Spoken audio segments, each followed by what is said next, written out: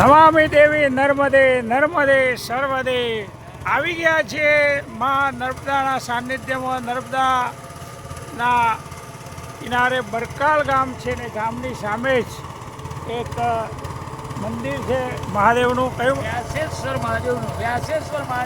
વ્યાસેશ્વર મહાદેવનું મંદિર છે કે જ્યાં વેદવ્યાસ જે આપણા મહાભારતના રચયિતા છે એમણે ભાગવત લખેલું અને મહેશભાઈના મિત્ર શાંતિલાલ જોડેથી આપણે સાંભળશું. તો આ જગ્યાનું તમે અમને થોડી વાત કરશો. વેદવ્યાસ ભગવાને અહીં આગળ ભાગવત લખેલું અને વ્યાસેશ્વર મહાદેવનું મંદિર છે અને વ્યાસ ભગવાને અહીં આગળ ભાગવત લખેલું એનું આ માધ્યમ છે. ખૂબ જ મહત્ત્વ છે અને ખરેખર ધનગડી અને ધનભાગ કહેવાય કે મારા મિત્ર શાંતિલાલ કે જેમણે આજે નૌકા વિહાર કરાવી અને પવિત્ર ભૂમિના આજે દર્શન થશે.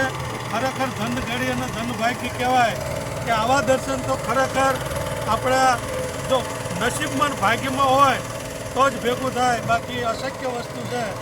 તો શાંતિલાલનો આ તકે ખૂબ ખૂબ આભાર કે જેમણે આપણને આવી પવિત્ર ભૂમિ ઉપર દર્શન કરવા આપણને નૌકા વિહાર કરીને લઈ જઈ રહ્યા છે.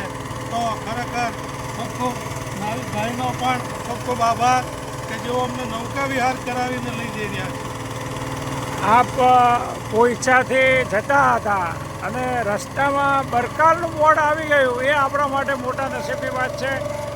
અને આપણે એક ઈચ્છા શક્તિથી કે ભાઈનો ભાવ છે તો ભાઈને મળવું છે અને ભાઈ શાંતિલાલને મળવાના ઈરાદાથી અમે આવ્યા હતા. પણ શાંતિલાલનો ભાવ પણ અમારા પ્રત્યે એવો જ કે માં તમને નર્મદા મૈયાના દર્શન અને ખૂબ સરસ કે